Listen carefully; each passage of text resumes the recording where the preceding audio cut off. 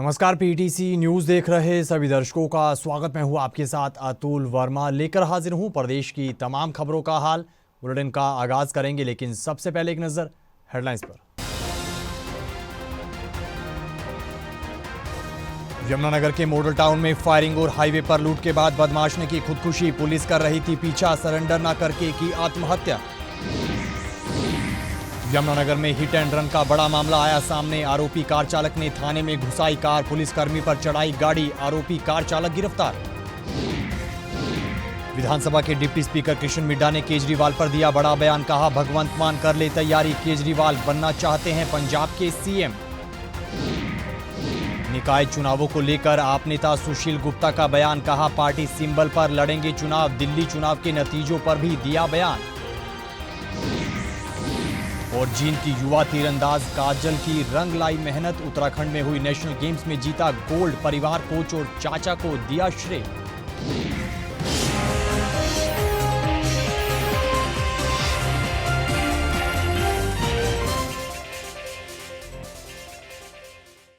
चलिए बुलेटिन का आगाज करेंगे अहम खबर के साथ। यमुनानगर में बदमाश द्वारा फायरिंग करने, लूटपाट करने और खुदकुशी करने का मामला सामने आया है। जानकारी के मुताबिक बीती शाम मॉडल टाउन स्थित एक्टिवा सवार बदमाश ने एक कार सवार युवक पर पहले फायरिंग की और मौके से फरार हो गया। इसके बाद आरोपी ने हाईवे पर हथियार के बल पर कार लूटी और यमुनानगर अंबाला सीमा पर गांव भगवानपुर पहुंच गया। इस दौरान बदमाश का पीछा पुलिस की तरफ से किया गया और आरोपी को सरेंडर करने के लिए भी कहा गया, लेकिन इस दौरान बदमाश ने खुदकुशी कर ली।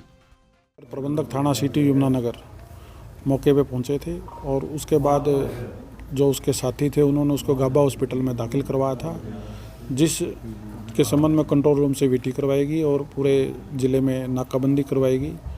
उसके बाद जैसे पुलिस की नाकाबंदी चल रही थी और उसके साथ ही एक और सूचना मिली कि यहाँ वीरा होटल जो हमारे हाईवे पे है, वहाँ से एक गाड़ी गन पॉइंट पे छीनी गई है, जिसके संबंध में दोबारा कंट्रोल रूम से वीटी और नाकाबंदी के लिए दोबारा से ऑर्डर किए गए। और उसके बाद इसके सीक्वेंस में जो ये गाड़ी छीनी थी, कुछ देर बाद गांव सारण के पास जो आरोपी है वो छोड़ करके उसको भाग गए।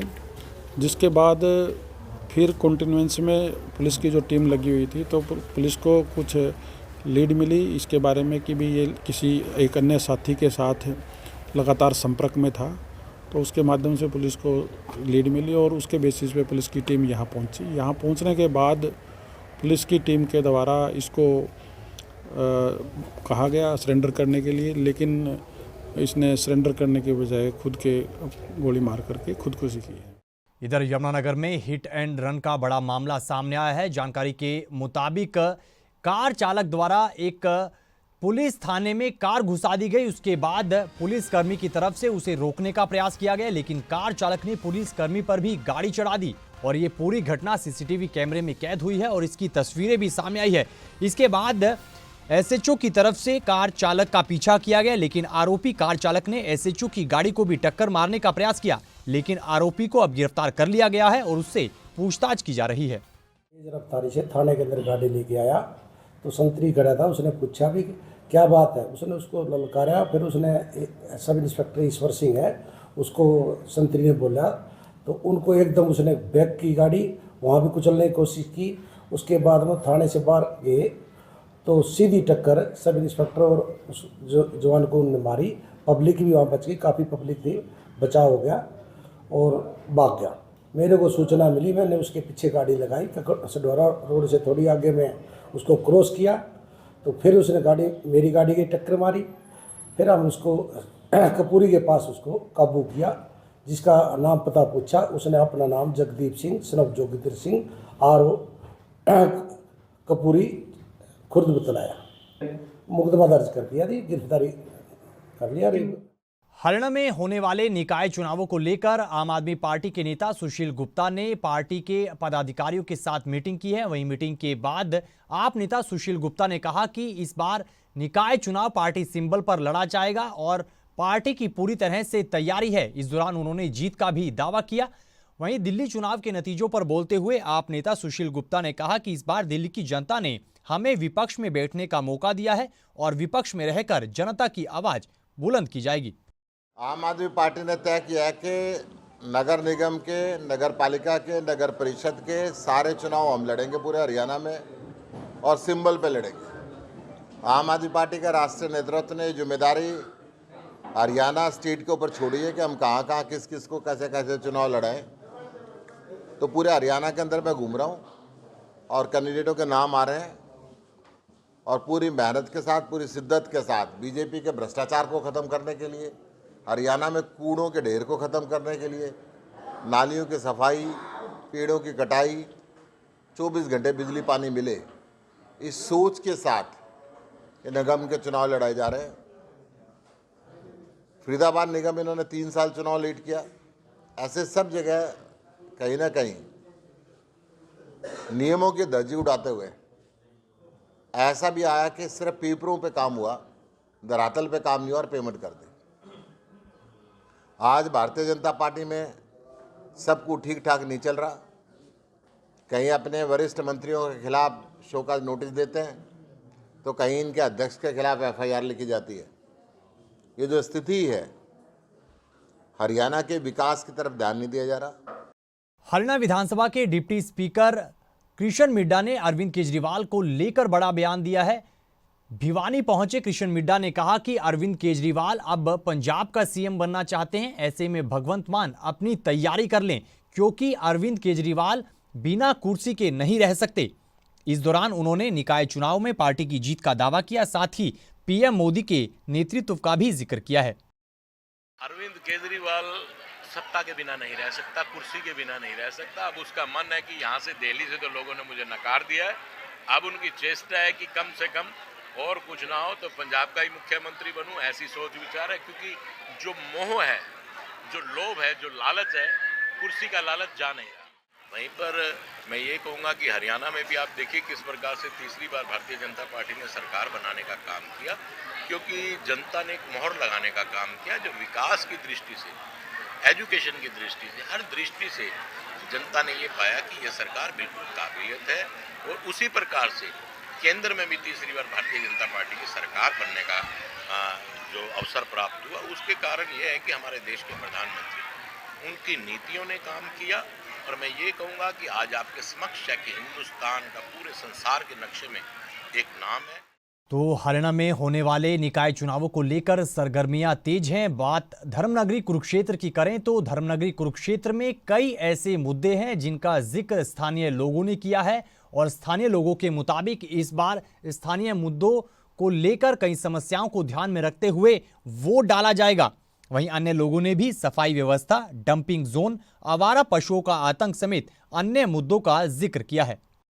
गलियों में, शहरों में घूमते हैं, आवारा कुत्ते घूम रहे हैं। इसका सबसे बड़ा मुद्दा शहर के अंदर इस टाइम यही है, क्योंकि ये इन पशु और कुत्तों ने जो हमारे शहर के लोगों का जीना हराम कर रखा है, क्योंकि ये मारते हैं, काटते हैं, जिससे कई बुजुर्ग लोग जख्मी हुए हैं, बच्चों को भी चोटें लगी हैं। सबसे बड़ा मुद्दा पहला तो मेरा ये है। नंबर 2, मेरे वार्ड में सबसे बड़ी समस्या जो अब हुई है पानी की। 2 ट्यूबवेल ख़राब होने के कारण पानी की व्यवस्था थोड़ी ख़राब हो गई है।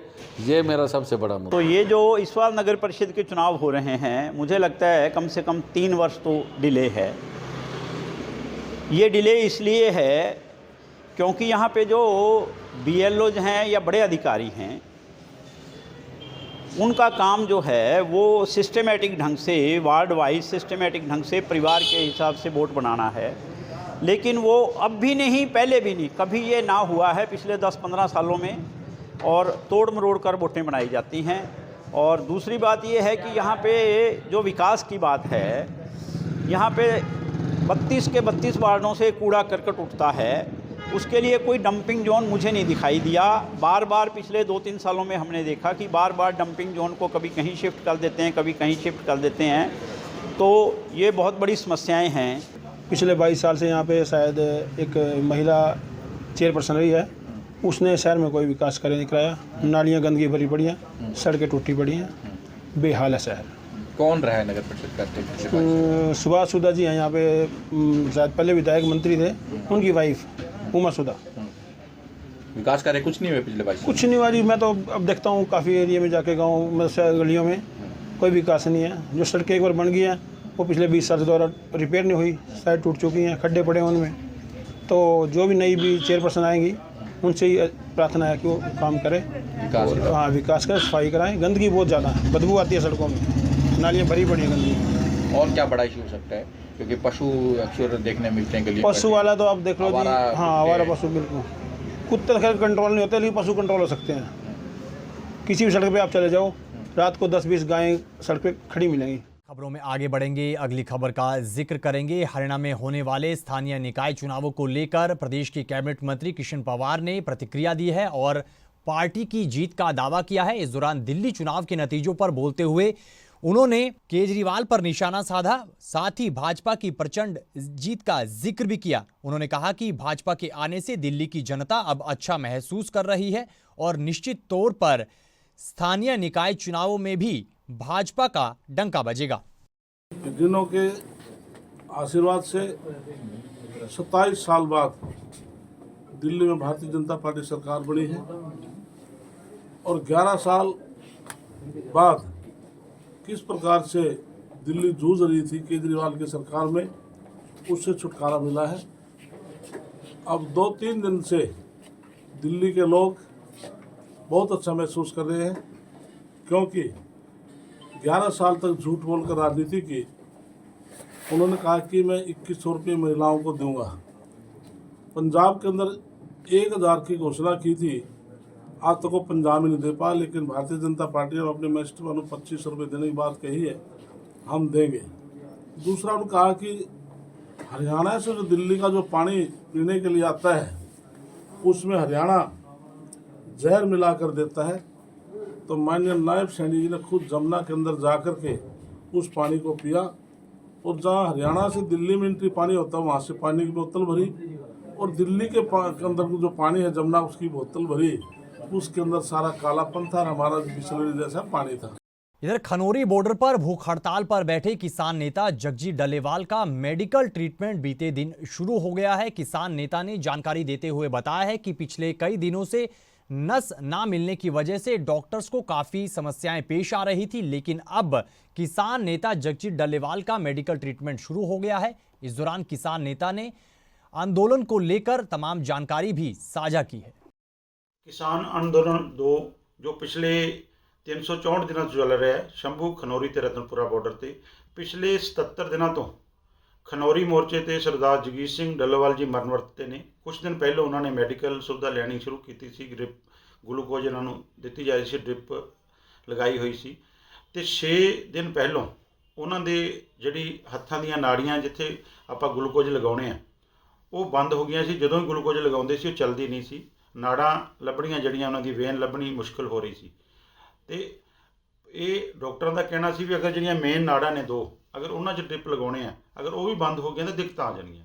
ਤੇ ਅੱਜ ਦੁਬਾਰਾ ਜਿਹੜੀ ਰਜਿੰਦਰਾ ਮੈਡੀਕਲ ਕਾਲਜ ਦੀ ਟੀਮ ਆਈ ਹੋਈ ਸੀ, ਉਹਨਾਂ ਨੇ ਪ੍ਰਯਾਸ ਕੀਤਾ। ਮੌਕੇ ਤੇ ਐਸਐਸਪੀ ਪਟਿਆਲਾ ਨਾਨਕ ਸਿੰਘ ਮੌਜੂਦ ਸੀ, ਏਡੀਸੀ ਪਟਿਆਲਾ ਮੌਜੂਦ ਸੀ ਤੇ ਅੱਜ ਤਕਰੀਬਨ ਸ਼ਾਮ ਨੂੰ 5:45 ਵਜੇ ਜਿਹੜੀ ਉਹ ਡ੍ਰਿਪ ਲਗਾਈ ਗਈ ਹੈ। ਤੇ ਲੇਕਿਨ ਉਹ ਦੇਖਦੇ ਕਿੰਨੀ ਦੇਰ ਚੱਲਦੀ ਹੈ, ਕਿਉਂਕਿ ਜਦੋਂ ਲੰਬਾ ਟਾਈਮ ਲਗਾਉਣੇ ਫਿਰ ਸੋਜਸ਼ ਹੋ ਜਾਂਦੀ ਹੈ ਤੇ ਉਹ ਡ੍ਰਿਪ ਬੰਦ ਹੋ ਜਾਂਦੀ ਹੈ। ਤੇ ਇਹ ਦੇਖਣਾ ਸਰਕਾਰ ਨੇ ਹੁਣ ਆਉਣ ਵਾਲੀ 14 ਤਰੀਕ ਫਰਵਰੀ ਨੂੰ ਮੀਟਿੰਗ ਵੀ ਰੱਖੀ ਗਈ ਹੈ। 11, 12, 13 ਨੂੰ ਸਾਡੀਆਂ ਪੰਚਾਇਤਾਂ ਨੇ, 11 ਨੂੰ ਰਤਨਪੁਰਾ ਸੰਗਰੀਆ, 12 ਨੂੰ ਖਨੌਰੀ, 13 ਨੂੰ ਸ਼ੰਭੂ। ਤੇ ਉਹਨਾਂ ਦੇ ਵਿੱਚ ਅਪੀਲ ਕਰਦੇ ਹਾਂ ਸਾਰੇ ਕਿਸਾਨ ਵੀਰਾਂ ਨੂੰ, ਮਜ਼ਦੂਰਾਂ ਨੂੰ, ਆਵਾਮ ਨੂੰ ਵੱਡੀ ਗਿਣਤੀ 'ਚ ਪਹੁੰਚੋ। खबरों में आगे बढ़ेंगे, अगली खबर का जिक्र करेंगे। जींद के हैबतपुर गांव की 20 साल की युवा तीरंदाज काजल की मेहनत रंग लाई है। उन्होंने उत्तराखंड में हुई तीरंदाजी की नेशनल गेम्स में गोल्ड मेडल जीता है और इसका श्रेय उन्होंने अपने परिवार, कोच और अपने चाचा को दिया है। काजल ने बताया कि 8 साल पहले उनके सिर से पिता का साया उठ गया था। उनकी मां आंगनवाड़ी में खाना बनाती है, इसके बावजूद परिवार की तरफ से उन्हें पूरा सपोर्ट मिला है और उनके चाचा ने भी उन्हें पूरा सपोर्ट किया है। वहीं इस दौरान उन्होंने आगामी गेम्स का जिक्र किया है और आगे चलकर और कड़ी मेहनत करने की भी बात कही है। सर मतलब जैसे स्टार्टिंग में बचपन में एक हमारे गांव के कोच हैं संजय सर, वो मतलब वैसे उनके साथ वैसे मतलब भाई गेम करता था पहले, तो उसके साथ वैसे ही खेलने कूदने जाते थे। तो देखा वहाँ का माहौल तो थोड़ा इंटरेस्ट बना, तो उस टाइम तो घर वाले भी बोलते थे गेम कुछ नहीं है, पढ़ाई जरूरी है। फिर सर मैंने थोड़ा गेम स्टार्ट किया, पहले मैंने खो खो खेली जगदीश सर के पास, फिर सर उधर ही मतलब खो खो के ग्राउंड से जस्ट साइड में आर्चरी का ग्राउंड, तीरंदाजी का मैदान था। तो सर उधर बच्चों को देखा, थोड़ा इंटरेस्ट बढ़ा, तो घर वालों से बात की, तो उन्होंने भी शुरू में तो ऐसे किया कि क्या है गेम ऐसे वैसे, तो फिर सर थोड़ा सा बच्चे के कहने पे घर वालों ने भी थोड़ा सपोर्ट किया। तो सर मैंने आर्चरी स्टार्ट किया अमित सर के पास, जो कि हिसार से बिलोंग करते हैं। तो वहाँ पे सर करा, तो 1-2 साल में सर थोड़ा ठीक परफॉर्मेंस आने लगी। तो घर वालों ने भी देखा कि बच्ची कुछ कर सकती है, तो सर पूरा सपोर्ट किया, इक्विपमेंट दिलाया मुझे। तो सर आगे अच्छे मेडल आए सर, फिर मतलब मैंने जूनियर नेशनल में मेडल लिया, सीनियर नेशनल में गोल्ड मेडल लिया अभी हाल ही में, और अभी सर नेशनल गेम्स में मैंने गोल्ड मेडल लिया। तो इन तस्वीरों के साथ फिलहाल इस बुलेटिन में इतना ही, लेकिन पीटीसी न्यूज़ पर खबरों का सिलसिला बदस्तूर जारी है। आप बने रहिए पीटीसी न्यूज़ के साथ। फिलहाल के लिए दीजिए इजाजत। नमस्कार।